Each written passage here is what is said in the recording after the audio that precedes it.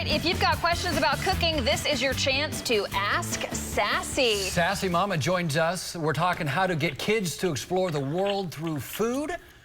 Karen, good morning. Hey, kittens. How are you doing? Good. So we tried to get you on video, had some technical problems, but we got you on the phone. So talk to us about how to encourage your kids to kind of go outside their comfort zone with food. Well, you know what? TikTok pretty much is the wave of the future as far as showing us how to educate our kids, how to cook, how to do all kinds of funny dances. But I was really intrigued with this idea. Share the world with your kids through food.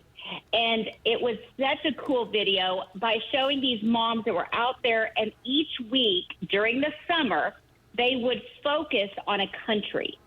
And then this one mom was actually focusing on a region of the United States.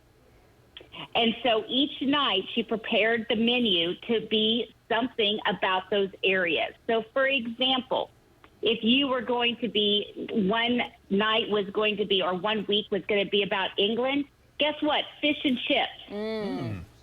And wrap them in just paper, like parchment paper with the kids. She had fish sticks and French fries, but then she served it with, like malt vinegar that they always had at Long John Silver's. Yes. Well, that's a very traditional English type of thing to have.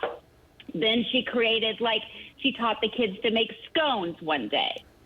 Different things like that, talking about the heritage of India within England, and created some dishes from India. Then they went the next week and went to Greece.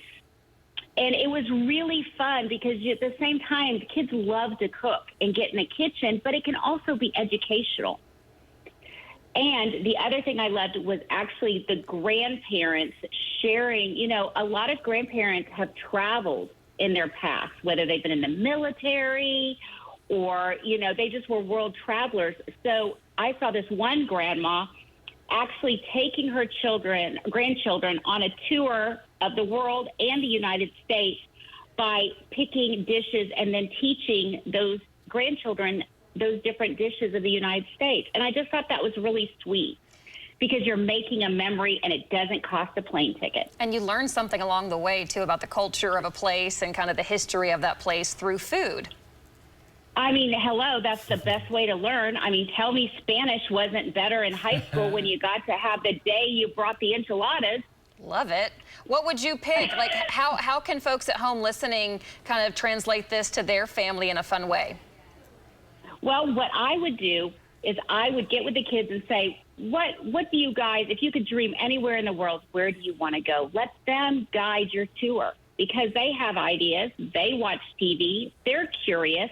And if they say something, then you guys together, it's something you do together in the summertime. Because remember, you don't have to be a teacher. Have fun with it.